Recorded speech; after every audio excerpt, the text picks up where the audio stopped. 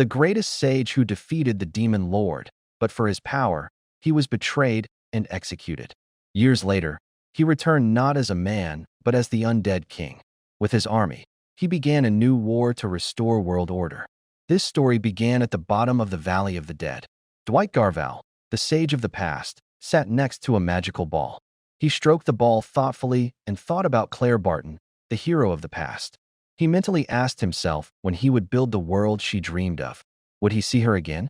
The protagonist recalled what had happened to them. They stood at the edge of a cliff leading to the Valley of the Dead. Despite everything, he stood next to her, thinking that beside him was the most important person in his life.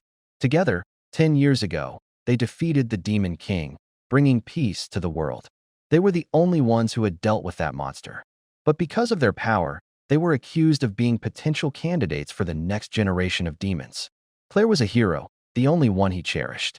She was his comrade in arms, with whom he had carried out countless missions, shoulder to shoulder, and now they were shackled and brought to the square for execution. A crowd of people, for whom they had defeated evil, raged around them. Those people waved their hands and shouted various curses and insults. Someone shouted that they should die. Someone else cursed them. They were accused of being a disgrace to the country, that they were traitors. Then, the king's herald appeared in the square with a scroll. He stood on a pedestal, unrolled the scroll with the order, and called out their names. He continued that these were the names of those who had defeated the demon lord who wanted to plunge the world into darkness. They were both noble people and personified the wisdom of all humanity. But the souls of the former heroes had rotted. They both wanted to become the next demon lords, planning to plunge their world into chaos. Thus, it was decided to throw them into the Valley of the Dead.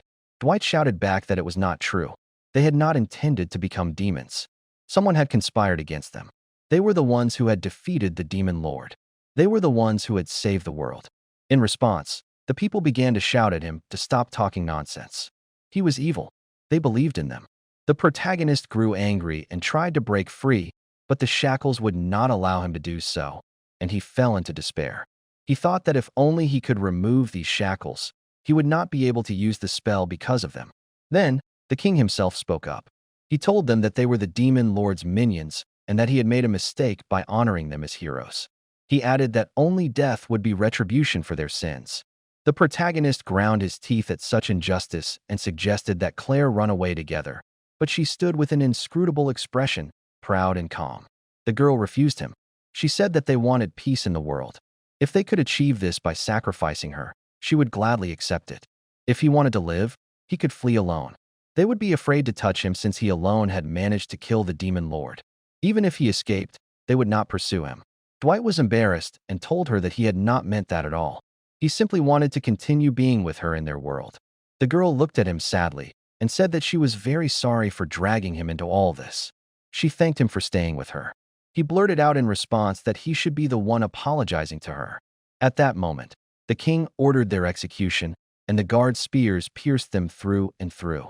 Blood gushed from them like a river. They fell to the ground, and the angry crowd began to throw stones at them. The main character asked himself with his last breath, "Is this what I wanted? Is this what I dreamed of?" They were thrown into the Valley of the Dead. In a split second, the protagonist saw the true essence of this world. A long 10 years had passed. Dwight didn't know this, so he wondered how much time had gone by. Claire's sweet face surfaced in his memories. Why did she have to die? He didn't remember how many times he had screamed while hugging her decomposing body. Everyone here was dead. In this valley, he was the only one who took on an unusual form of undead. The protagonist felt a monstrous anger. He would never become a silent corpse. He refused to disappear like this. What went wrong? Why was he here? Why was he holding the decomposed corpse of his first love? While he asked himself these questions and answered them to avoid losing consciousness, he finally saw the light. Was it her mistake? The world had been rotten for a long time. Claire had good intentions, but her methods were not quite right. Yes, she was right, but at the same time wrong. Giving in to the crowd, that was her mistake. It was impossible for her peace-loving heart to follow the wrong path. And then he hugged her bones and told her that he would fulfill her last wish. It was his duty as a loyal assistant, but he would bring peace in a much more effective way. He would correct all the filth within him and destroy those who had gone astray. But first, he needed to take care of something. In his current state, he could do nothing. He needed power, a lot of power, enough to make the whole world consider him its enemy. He looked around and realized that the miasma of the Valley of the Dead was endless. It was dangerous for living beings, but high-ranking undead could absorb it. He decided to absorb it and thought, well, it's not torture to try. It was hard for him to absorb it because, along with the miasma, he absorbed the grief of people, their countless memories and experiences. Not everyone can withstand such a volume of information. It was very painful for him. He thought that if he were still human, his brain would have burned out instantly. That's how painful it was. Dwight fell, exhausted, and realized that he could not even move a finger.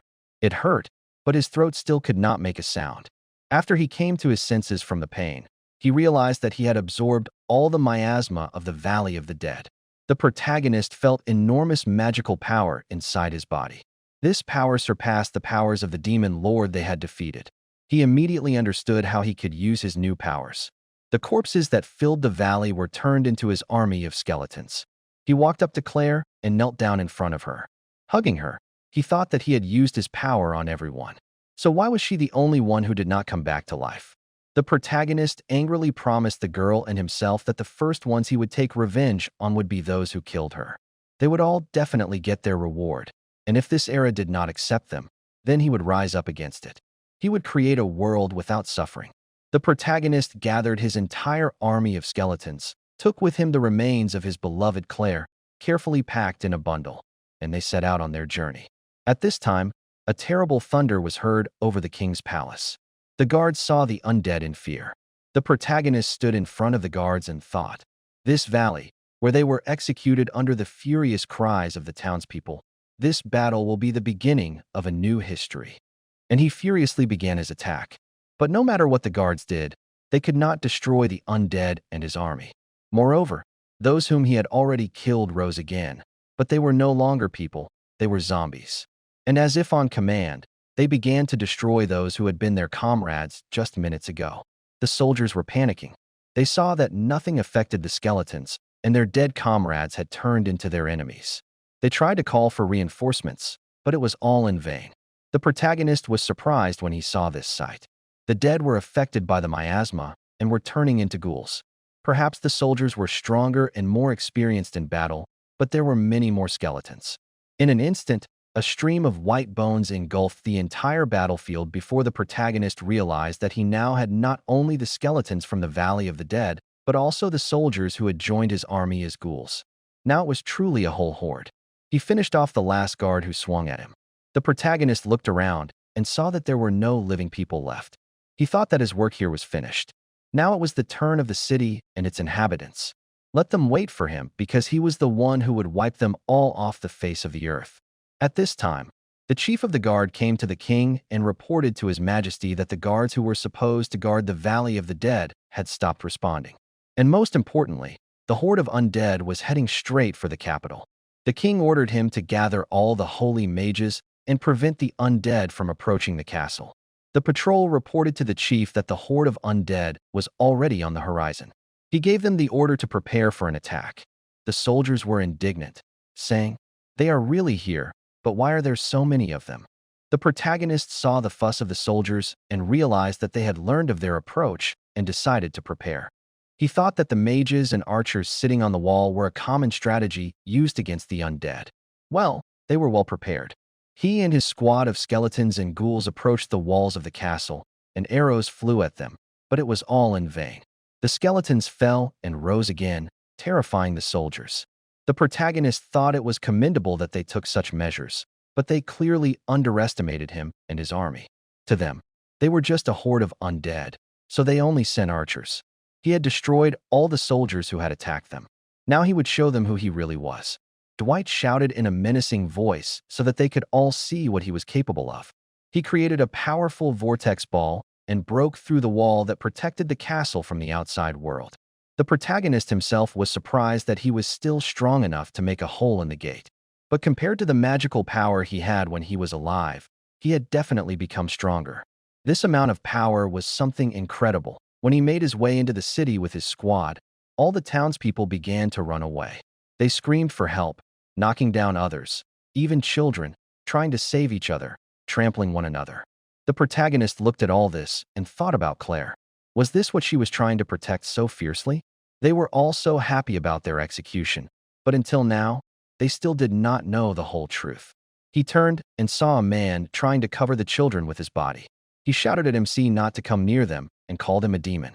The protagonist smirked back at him. He was a demon then. Well, he would become what they thought he was. He approached the castle walls and saw hundreds of arrows aimed at him by archers. The arrowheads glowed, meaning they were filled with sacred magic power. This was the best weapon against the undead, but he would not let them hurt him anymore. The archers fired all the arrows at him at once, and a smoke screen appeared. He felt his body being cleansed and his bones falling apart. It was painful. When the smoke cleared, the guards saw that he was gone. They joyfully shouted that they had destroyed the leader of the undead. They had done it. But they did not have to rejoice for long because, before their eyes, he rose again. He thought, well, as he had expected, it did not harm him. His entire horde of undead, each of them containing a part of his magic, ensured that even if his body was destroyed, he could easily move to another. In other words, as long as he had his horde of undead, they would not be able to destroy him. The head of the guard shouted to his subordinates not to be afraid of him and to continue the attack. But MC thought that was enough of experiments for today.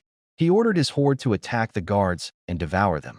At that time, he carefully picked up the bundle with the remains of his beloved girl from the ground. MC noted with satisfaction that they did not harm the bundle. Even his protective magic became stronger after his death. At that time, the king's army tried to quickly raise the bridge to prevent the undead from entering the castle. The protagonist watched them and thought that all their attempts were pointless. His very existence was different from the others. Even if they tried to destroy his physical body, he could still turn the tide of battle in his favor. It was nothing for him to deal with those who blocked his path as he and his horde moved toward the castle. The guards tried their best to hold back the gates leading to the castle, but their forces were unequal, and all the evil spirits eventually broke through the defense. While his horde dealt with the king's army, he entered the castle and saw no one there. The protagonist thought he had been here many times, so he was familiar with the structure of the room. MC realized that the king was in his chambers on the top floor. Wow, even when he attacked the capital, he did not escape. The protagonist was sure the king hoped his soldiers would be able to cope with all this. What a fool he was, and still a king. Dwight began to climb the stairs to the king's chambers, but suddenly he discovered several layers of magical barriers on the walls. There was also a curse that would pass to anyone who dared to touch it without permission. Well, this is very clever. As it turned out, the king is not so stupid. But he will not be safe when the undead is next to him. He destroyed all the magical defenses along with the curse with one kick and entered the ruler's chambers. The king called him a cursed undead and asked him what he wanted. The undead looked at him carefully and said his name. He asked if it meant anything to him. The king looked at the protagonist in shock and could not believe his eyes. He asked him how this was possible. After all, he was dead. He executed him 10 years ago. MC grinned at him in response. So it happened 10 years ago. He agreed with him that it was hard to believe. Moreover, he himself was surprised. At that time, his guards, who had become ghouls, captured the king. He screamed to let him go. Didn't they know who he was? The protagonist answered him that he had returned from the Valley of the Dead to bring order to this rotten world. The king did not believe him and screamed that he was lying because countless people were executed in that valley, and none of them turned into undead. Dwight assured him that he didn't care at all. He held out the bundle with the girl's remains and asked him why he made them out to be traitors. Claire didn't deserve to die. She always prayed for this world. She didn't want war more than anyone, and that's why she, and no one else, deserved to be called a great hero. The king muttered in response that that's why she became a hindrance. The protagonist asked him again what he had just said. The ruler continued that after the death of the demon lord, the world changed dramatically. It no longer needed heroes. They only became a hindrance. People with such enormous power were no longer useful to the king. They could even become a threat to the kingdom itself. The protagonist was furious at what he heard. So the ruler executed her only because it was profitable for him. He confirmed MC's words because he is the king. Dwight laughed at him and continued that it was their own fault. They should have been obedient and allowed him to use them. The protagonist thought the ruler was crazy, and he had already heard enough from him. So he ordered his ghouls to remove him. The king resisted as best he could. He shouted in fits and starts that he was right when he executed them, that he did it for the good of the kingdom. These were his last words before he died. Suddenly, MC saw a weapon hanging on the wall. He walked up to it and recognized Claire's sword. He thought it was a very precious memory, and the protagonist decided to take it with him. He picked it up, and it felt like his own sword. He didn't even have to swing it to be sure. Perhaps the miasma had transferred all the memories and knowledge of the dead to him. In fact, he received all the techniques for wielding the hero's sword. But did he have the right to use it? The protagonist remembered her last words when she thanked him for always being by her side. He decided that this sword would be her parting gift to him. He walked out of the king's chambers and saw that some of the townspeople were still alive. MC thought about how the capital had fallen, and after 10 long years, it was finally over. Now he could move on to the next step. He told his horde that this place would be their base from now on. The protagonist thought about how ironic it was. Who would have thought that the sage who participated in the destruction of the demon lord would turn into an undead and attack people? No one knows how things can turn out in this life. And so he created a country of the undead. At this time, a carriage drove up to the castle. The man sitting in it saw a cloud of smoke over the city and exclaimed in bewilderment, "What could this be?" The protagonist was trying to drink the liquid from the bottle at that moment, but it was leaking out. He assumed that he could neither eat nor drink now and threw the bottle away. When the MC went out onto the balcony, he saw that all the remaining people were moving like zombies. At that moment, thick clouds of miasma were spreading across the entire capital, making it an unsuitable environment for living organisms. Just yesterday, the streets of the city were bustling with life, but now the city looked like a valley of the dead. This gave the protagonist a lot to think about. However, he did not regret at all that he did it with his own hands. When evil appears in the world, humanity unites against it. Humanity must fight for survival. The evil known as the Demon Lord was just such a threat. Everyone wanted to defeat it so much that they formed an alliance with other countries. The balance of equilibrium was not disturbed by anyone else. They themselves disturbed it. The idea that destroying such an evil would eventually lead to peace was wrong from the start. The only thing awaiting the world was a civil war, brutal and endless battles between countries. As soon as the evil represented by the Demon Lord was destroyed, these countries suddenly grabbed each other's throats. The word peace ceased to exist in people's minds, and true peace will come when they are ruled by immortal evil. Therefore, the protagonist decided he would become a demon and not let anyone know his true intentions. He remembered how many innocent people were executed when he was alive to please the ruler. MC thought he would also not let anyone defeat him since he wanted to instill fear in this world forever. This is a necessary evil that the new demon lord will become. And if he decided he would be such a ruler, then he needed an army to confirm this title. He would also need servants. Although he already had many servants, he needed one with magical powers. Dwight decided that if he combined the dead together, he would get one powerful undead with a will of its own. This was one of the abilities he received in the Valley of the Dead, and he immediately began to create this specimen.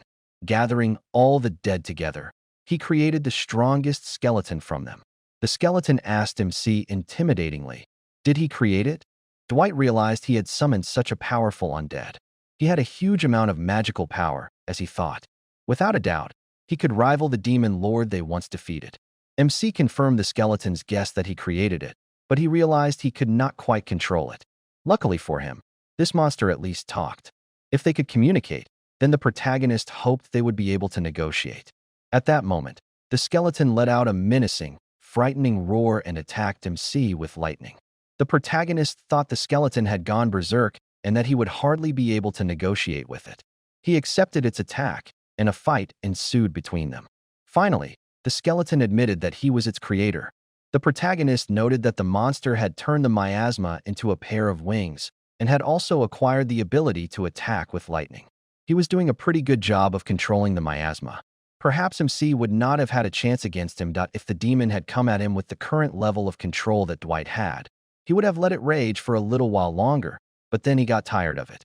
He attacked the monster with a deadly whirlwind. After all, he was called a sage. The skeleton appreciated his magnificent attack. Well, now let MC see his true power. He attacked him with his magical lightning. Each blow had incredible destructive power. His magic could truly be called high level. Such magic could destroy an army of 10,000 in the blink of an eye. The demon laughed and asked the protagonist how he liked his lightning. Was he impressed? He told him that it was a good show, but such an attack could be blocked even by the most low-level techniques. He continued that the generosity of the Valley of the Dead was truly great. When he was alive, he bragged about how he had incredible magical power. But he was still a human, and a human has a limit to how strong he can become. But now everything was different. Now he was stronger than ever, and the monster first needed to learn manners. The protagonist attacked him with all the techniques he had. The demon had a hard time, and he tried to attack him back, but MC advised him not to even try. Dwight tried to calm him down and told him that he did not want to fight him. He wanted the monster to listen to him. The skeleton didn't even answer him. He just started attacking the MC again. The protagonist took out Lady Claire's sword and asked her permission to use the skills she had granted him. Swinging the sword, he seemed to see a girl, and she was helping him. He attacked the monster and pierced it with his weapon. The demon fell down powerlessly and lay motionless. The protagonist realized that he had absorbed all of his magic and the miasma that the skeleton had. Now he had no chance to fight back against the MC. He asked him to finish him off because he had lost to him. But Dwight told him that he wouldn't do that. Otherwise, why would he have created him? The monster asked the MC what he meant. The protagonist expressed his desire for him to become his subordinate. He could completely subjugate him according to his will, but if possible, he would prefer to give him freedom of choice. Was he ready to join him? The protagonist understood that the undead had a high ego, but their fighting skills were simply impeccable. He would be grateful if he would help him from now on, and the monster accepted his offer. 3 days passed, and most of the ruins and corpses were removed from the castle grounds. MC's subordinates did an incredible job. There was a knock on his office door. An undead came and invited his demon lord to follow him to the dining room to eat before his food got cold. The protagonist chuckled and replied that he could neither drink nor eat. Wasn't that obvious? The demon was embarrassed and said that he had made the worst mistake in the history of mankind. He offered his master to at least pick out an outfit for him. MC looked at the big guy and thought, how could everything turn out like this?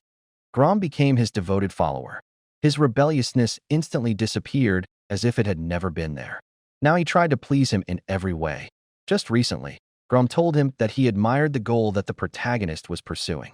He promised that he would serve him and swore an oath to be his right hand in everything. He also liked the name that MC had given him, and now he introduced himself to everyone as Grom. The protagonist told him that he was leaving for some supplies and that he should wait for him here without question. Grom was indignant. He wanted his master to trust him with this matter. The demon lord should not waste his precious time on such trifles. He would do whatever his master wanted. He immediately jumped up to his lord to brush off a speck of dust. MC thought that he was quite quick and smart. He was born from miasma and hidden malice, having adopted some of the experiences and memories of the dead. This allowed him to develop a completely new personality. Despite his oddities, the protagonist considered him his most trusted subordinate. He could confidently say that Grom would never betray him or stab him in the back. Now MC should think about the fact that this morning he announced his existence to the entire kingdom. In the message, he also wrote that if they all swore allegiance to him, he would not attack their lands. They all had better follow him because he did not want to cause a massacre. He wondered how the kingdom would react to the appearance of a new demon lord and how the neighboring countries would respond. He was sure that they would send forces to enslave him, and most likely they were already recruiting mages from within the state. He knew that he needed to prepare an entourage worthy of the Lord, and he needed allies like Grom, who had personality. In any case, they were still far from their goal, and they needed to try hard to make it a reality. The protagonist approached the pedestal on which the remains of his beloved Claire lay. He thought bitterly that even with his current abilities, he could not turn her into an undead. Perhaps that her soul refuses to return, or it is his conflicting emotions that hinder him. In any case, he knew he would do everything possible to bring her back to life. Grom called him to inform him of the receipt of a report. MC asked him if anyone had already taken the first steps against them. The demon confirmed his fears. The territory closest to them sent its army against them and was hastily heading to their royal harbor. As the protagonist suspected, they wanted to take back their precious capital. The king was dead, and the heart of the state was destroyed. The nobles were not going to stand idle. MC was worried about the fact that the opponents were able to gather an army in just 3 days. Grom asked him what orders his master would give him. The protagonist answered that he would go there personally. He would show them that the demon lord had revived. If he wanted to be considered a threat to the entire world, he would have to make them an example of his cruelty. The protagonist told his subordinate that he was leaving him in charge here. Grom replied that he would protect his master's castle with all his might. Dwight thought it would be better if they surrendered and acknowledged him as the leader. With these thoughts, he was about to leave when he was stopped by a demon asking him to wait a minute. After that, the protagonist went out to meet his opponents. He saw that there were many of them, but he met them with proud determination. His beautiful outfit, which Grom had given him when he stopped him for a minute, fluttered in the wind like a flag. Meanwhile, his faithful assistant was flying with another report, and a girl noticed him. It was Luciana, one of the 4 heavenly kings. She was amazed that even though it was a skeleton, it still flew with the grace of a bird. She became interested in the scroll the demon was carrying and took it. She read what was written on it, smirking. So, a new demon lord? Well, she had been waiting for this for a long time. Meanwhile, the protagonist continued to survey the enemy army. He estimated that there were about 20,000 of them, and that they had also created a sacred barrier around themselves. It seemed they were serious about taking back the royal capital. But how did they manage to gather such a large army in just 3 days? He couldn't just stand by and watch them march toward their goal. He was not so kind as to let them do that. The protagonist decided to crush their lust for battle right then and there. After that, they would simply not want to fight him, thus ending the battle for both sides. This would be the best outcome possible. He felt the thirst for revenge overtake him, like when he came to take revenge on the king. This trembling in his hands from the anticipation of battle was unmistakable. MC clenched his fist in rage. They would be an example. His hand had to be steady so he could kill them all. He remembered his battle with Grom when the monster controlled miasma without problems. Now it was time to use the same on the enemies. It would be worth seeing how it would all turn out. MC launched the first attack on the enemy. He destroyed their sacred barrier, and the enemies panicked. They understood that if the barrier was destroyed, they would be in great trouble. They tried to attack MC in response, but they could no longer protect their barrier. No one in the squad could understand what exactly had happened, and they were routed in the blink of an eye. The painful groans of dying soldiers could be heard above the battlefield. The protagonist watched as the damaged warriors turned into ghouls. They attacked the surviving soldiers who tried to escape. MC thought he managed to merge the magic with the miasma. Now all that was left was for the undead to come to life and start turning others into the dead one by one. He was used to seeing this, so it did not cause him any emotions. He looked at the battlefield again and decided that this would be enough. Those soldiers who managed to escape fled. Dwight did not chase them. Let them spread the word about how powerful he was. It had been 10 years since the death of the previous demon lord. Now the whole world should know that a new threat has appeared that can exterminate all of humanity. He teleported into the air and continued his observation from there. When he was alive, his teleportation ability could only take him to places that were in his line of sight. But in his new body, nothing limits him anymore. He saw his new army getting into formation and thought that owning an army of 20,000 fighters was quite convenient. In addition, they had incredible strategic value. He did not even feel the depletion of his magical power. His capabilities became limitless when he turned into an undead. The protagonist ordered his new army to head to the Valley of the Dead. He did it instinctively. As soon as they threw themselves into the abyss, he felt his power increase. The strength began to overflow him. MC understood that this valley was the source of his powers. Apparently, there is some connection between this fact and why his very existence was fueled by miasma. He decided that from now on he would sacrifice the undead more often. After all, if he received these powers from the Valley of the Dead, then he probably exists. Thanks to it, at this time, the surviving soldiers safely reached their master and reported the whole situation to him. They stuttered and trembled with fear when they told him how powerful the new demon lord was. MC assumed that the neighboring rulers had sent the same army to other territories, but by now they should have realized that they could not defeat him with numbers. At this point, humans cannot defeat him. They will only die in vain.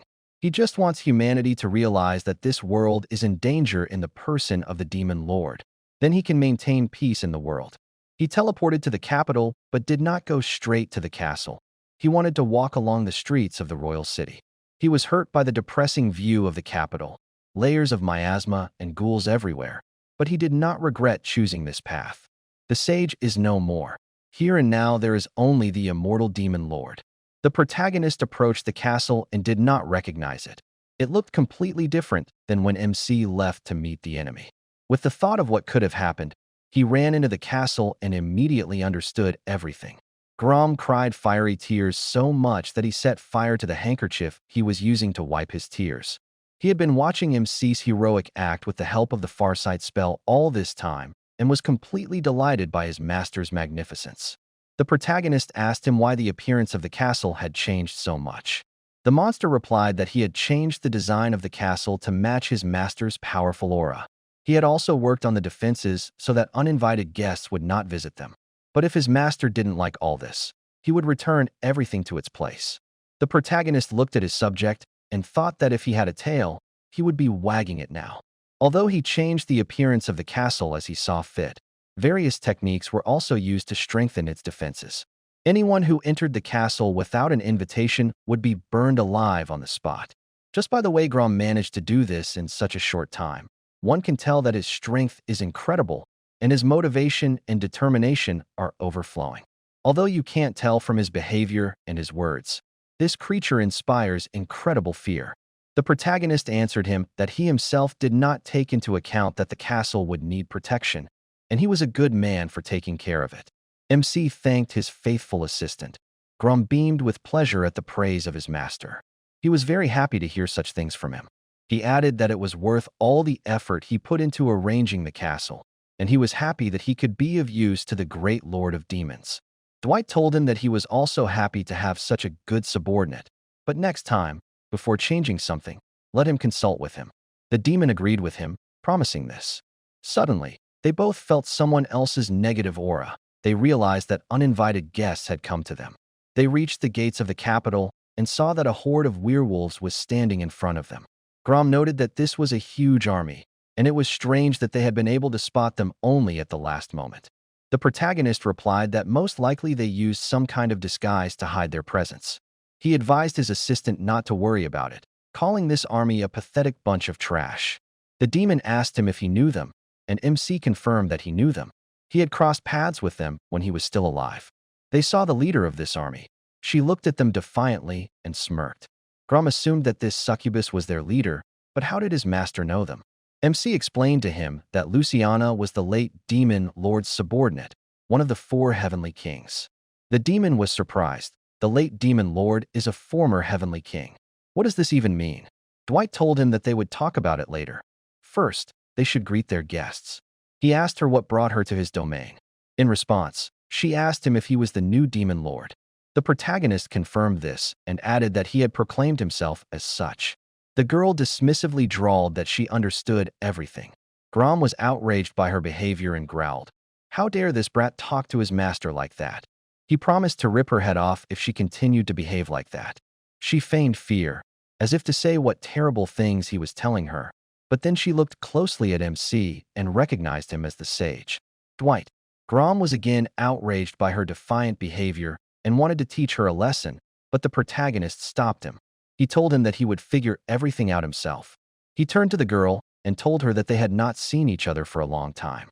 The girl agreed with him and added that they had not seen each other since Claire cut her in half. He looked at her and understood that her black robe, stately figure, beautiful face, and seductive look, these were all her weapons. She used all this to distract the attention of her opponents. He knew many people who fell victim to Luciana's poison. She continued that Dwight had really changed a lot. He had aged. He answered her that she must have known that he became like this because of the Valley of the Dead. The girl nodded in agreement and said that they were a little tired and her guys needed to rest. Maybe the protagonist would let them in. MC allowed them to come in, but Grom was not sure that this was the right decision of his master. He told him that if these guests behaved suspiciously, he would grind them all into dust. When they all entered the city, the girl felt uneasy from the large number of miasmas and ghouls, but she did not show it to anyone with her appearance. On the contrary, she laughed and told MC that he had really changed and that she liked him better like this. She asked him if there was too much miasma in the city. It even affected monsters and showed him her army. Her army was suppressed, and it was obvious that they were in bad shape. The protagonist thought that he hadn't considered this since only the undead lived here. However, such a level of miasma concentration could be dangerous even for monsters, and he needed to deal with it later. They approached the castle, and MC indicated that only she could enter further, while everyone else would have to wait outside. They entered the castle, and he asked Luciana again what she was doing there. Grom looked at the guest with distrust. She responded that he was very suspicious and that she and Diet had known each other for a long time. The demon objected, saying that his master could not be acquainted with a brat like her. MC calmed the servant, confirming the girl's words about their long-standing acquaintance, but nothing more because they were enemies. She noted the protagonist's line about being enemies. MC addressed her, saying that the demon lord she served had died and it had been 10 years since his death. Therefore, he saw no reason for them to be at each other's throats. Luciana replied that he spoke wisely, but why didn't he consider the possibility that she had come here to avenge the deceased demon lord? He replied that in that case, he would turn them into undead and put their corpses to good use. She laughed back, replying that she was joking. They were here because they simply wanted to serve under the new demon lord. The protagonist asked why she wanted that. The girl explained that after the demon lord's death, the remnants of their army were destroyed by humans. Although they tried to fight back, it was no use since their commander-in-chief, the demon lord, was not there. At that time, she was one of the heavenly queens of the lord's army. After the defeat, she decided to lie low with her army. They lived like hermits. It was their only way to escape from people. They hoped that one day a new lord would appear. If he did not appear, she would become one herself, but he did not need to worry about it anymore. He was stronger than the previous lord. She could not even imagine that the Sage Dwight would become one. She and the hero were executed then. But what happened to them afterward? He told her that it was an unpleasant story and briefly recounted what had happened. She burst out laughing and said, "How interesting it turns out. People who rebelled against their own heroes who killed the Lord of Demons were destroyed by another Lord of Demons whom they themselves created." She called these people a bunch of useless idiots.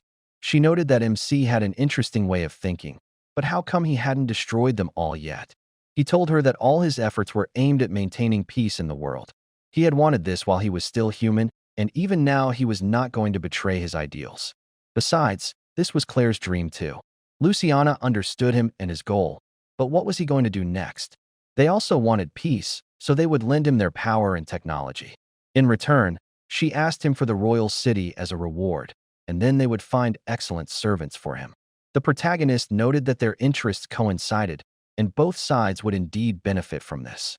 At this point, Grom asked his master for a moment to talk to him alone.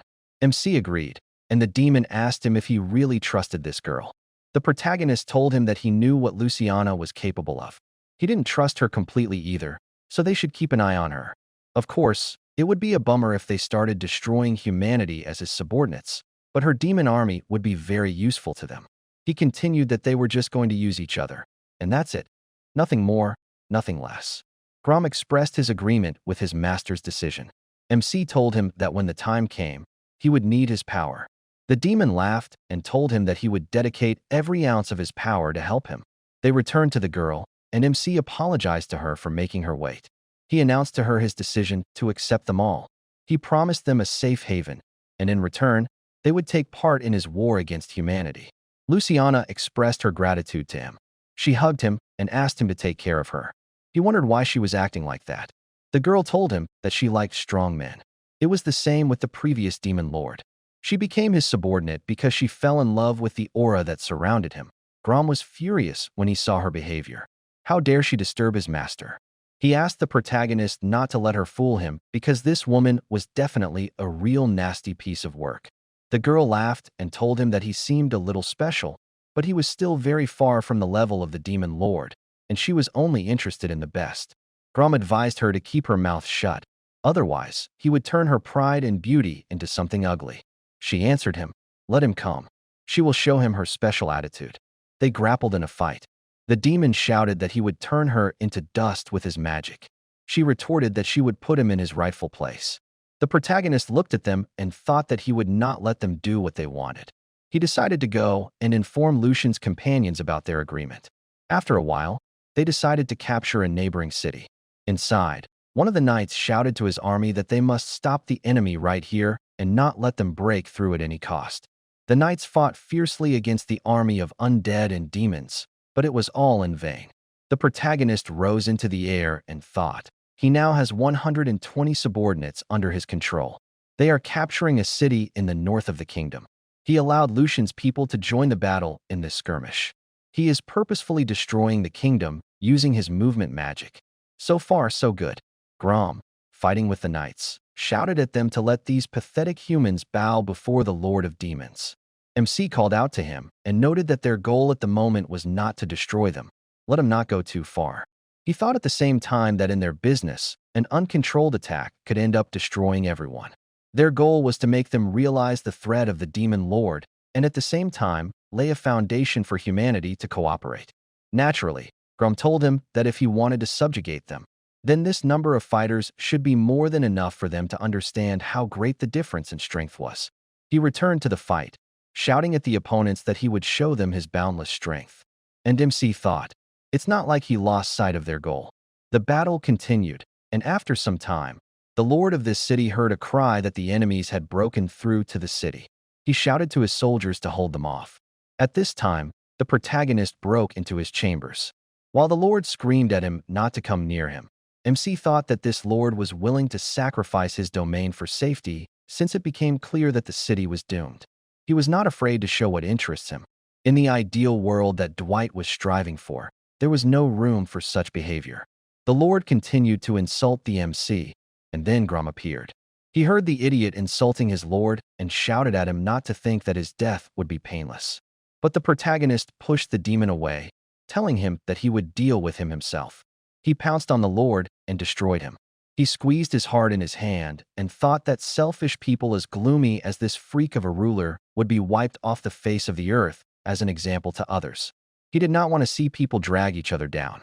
Suddenly, he saw a man who was hugging two children in fear. The protagonist told him that if he wanted to avoid the same fate as the lord, then he should submit to him. By doing so, he could save his own and his children's lives. After some time, after several repeated invasions, the feudal lords quickly submitted to the new lord of monsters.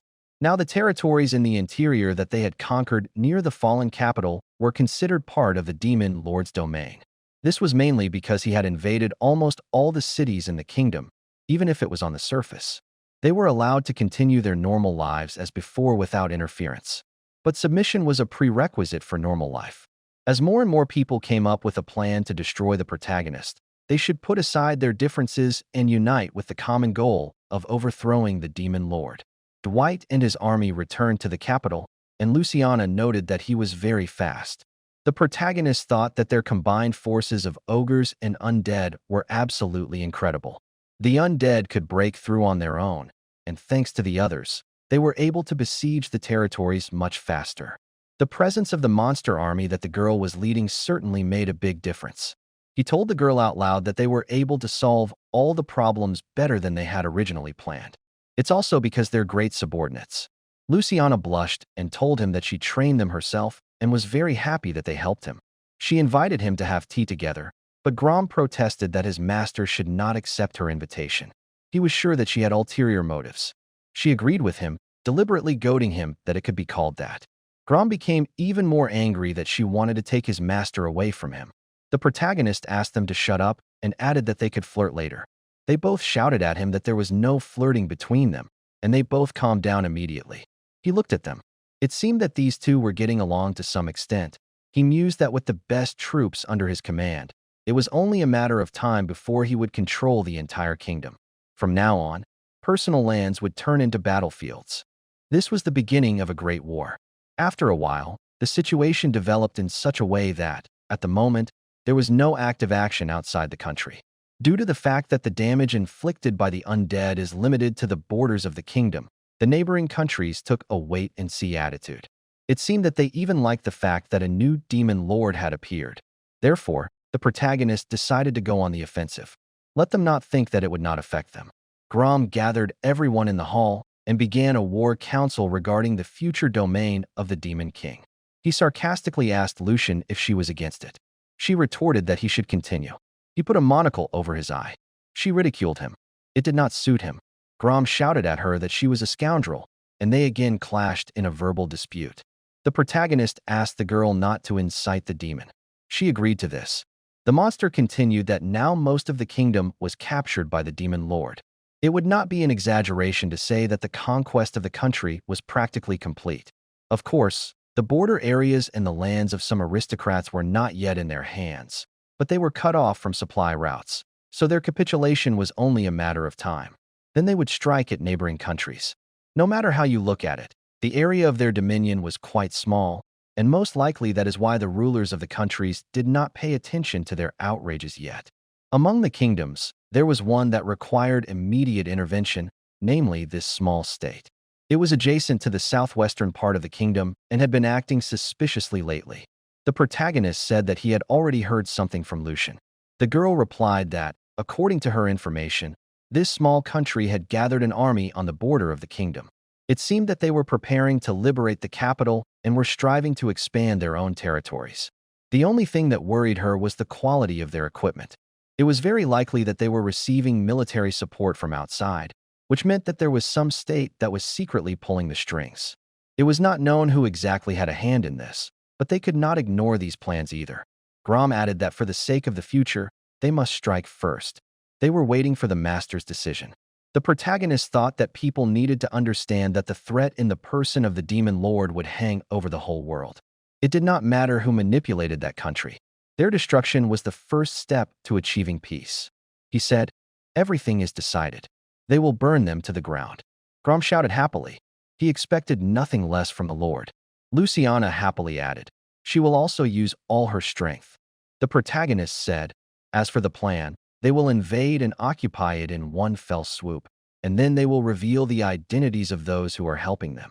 After a while, battles between demons began. The protagonist thought about preparing for the upcoming battle. The demons themselves conducted training battles, an incredibly good decision on their part. Since they appeared in their ranks, noticeable changes occurred in the kingdom. The miasma enveloping the capital concentrated around the castle. Now the orcs could live here without any problems. In addition, whole crowds of undead were waiting in the wings in the basement of the castle and the warehouses of the city. Polluted and infected areas had been cleaned up. Now they served for the benefit of the capital. He must reciprocate their enthusiasm. After a while, the protagonist noticed the bustling life in the city. Luciana, watching with him, happily noted that the city's development was in full swing. Over these 10 years, they had learned a lot about agriculture and construction. Otherwise, they simply could not survive.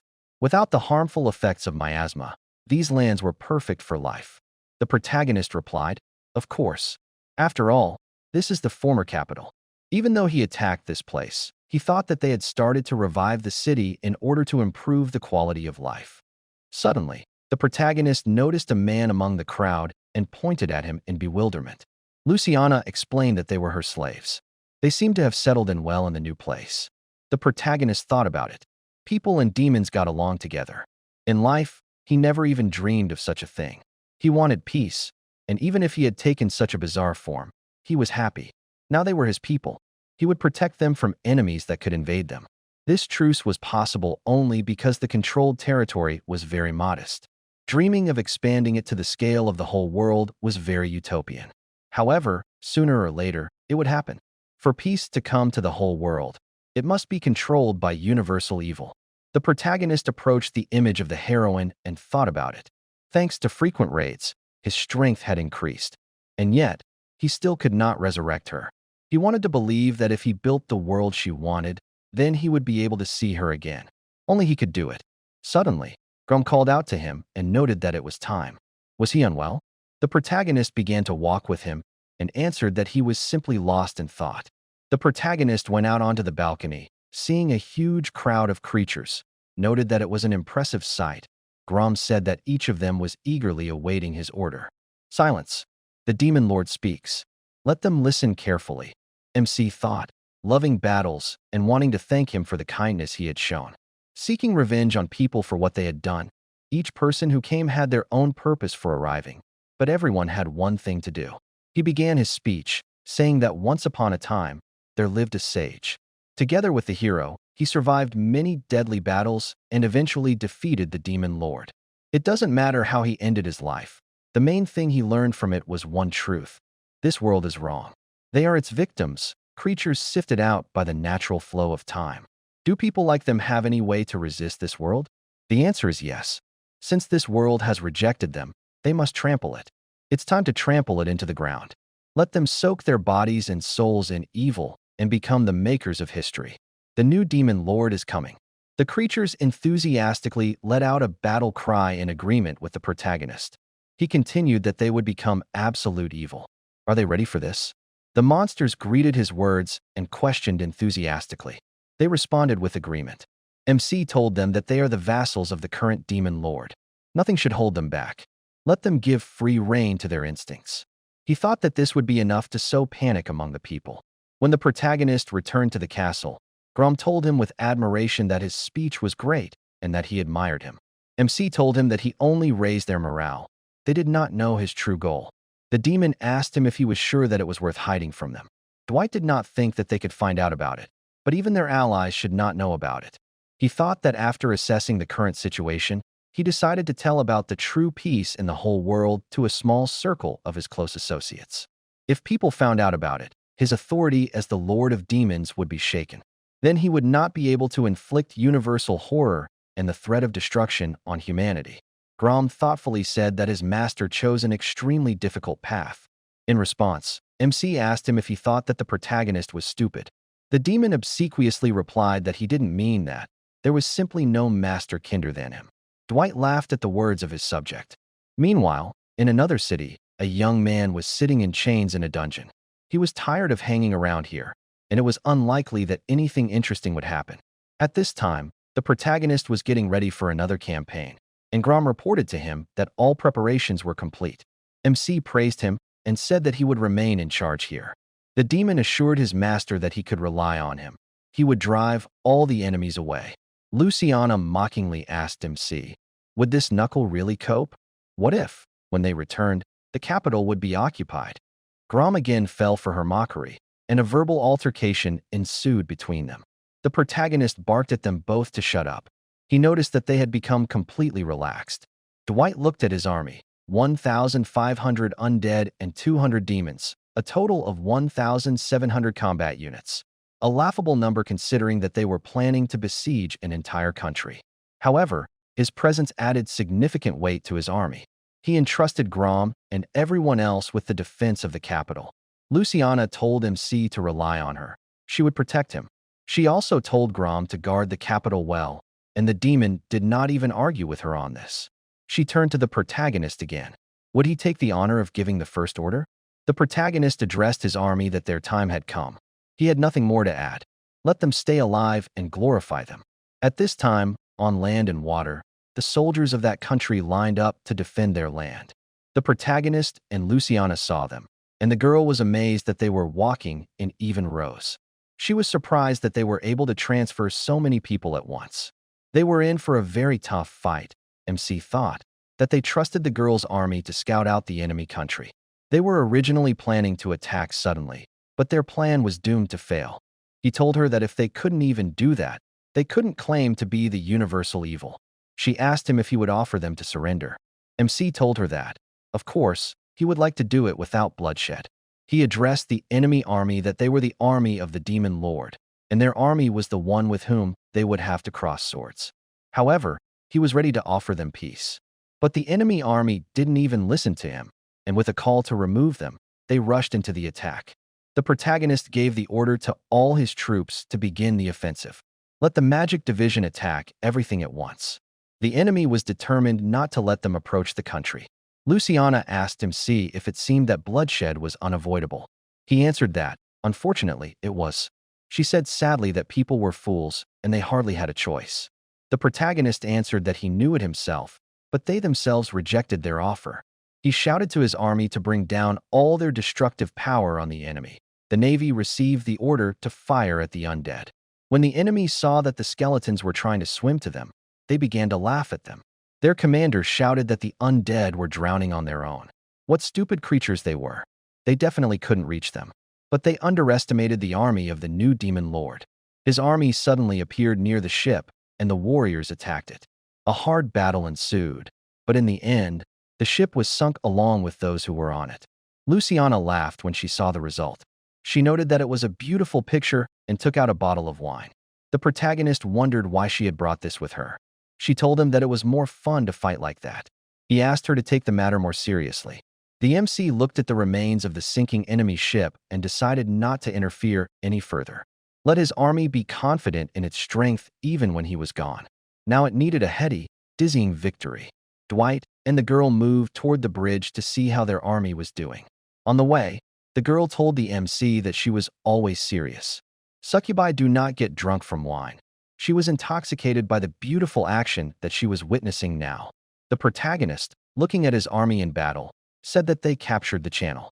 At this rate, it was not far to the country's territory. Luciana expressed regret that there was not a single worthy representative among the humans. The MC realized that the enemy intended to capture the royal harbor. However, their troops were not able to do this. They probably carried out this attack under pressure from someone, and they needed to find out whose. He thought that in the royal castle they could probably find some evidence. They would deal with those who stuck their noses where they didn't belong.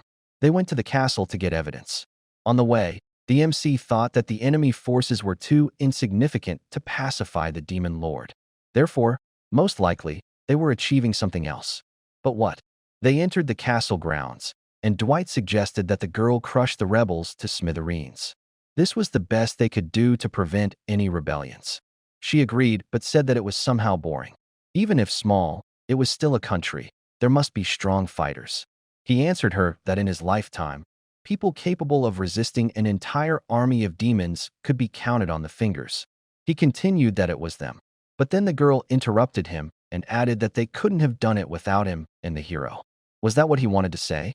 He remained silent in response, but she was right. The MC thought that despite the fact that he had seen many battles in the kingdom, he had only met one hero. Luciana said that, as far as she knew, not a single hero had appeared in the last 10 years. She drearily drawled that those were glorious times. He assumed that she meant the times when she served the previous demon lord. The girl confirmed his words and added that they were a lot of fun back then, and Dwight was so handsome back then. He got angry and asked her not to call him that. Luciana was surprised he had abandoned his human name.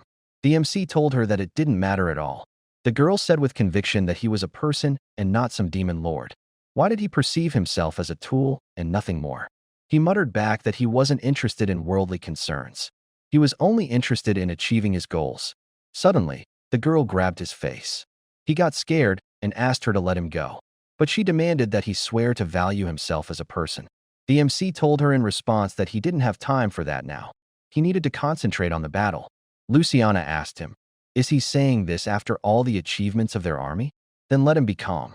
The demon lord has nothing to worry about." She asked him again about the oath, and he gave in, saying that he would try. This answer suited the girl, but let him remember his promise, and she would pass it on to his bony demon assistant.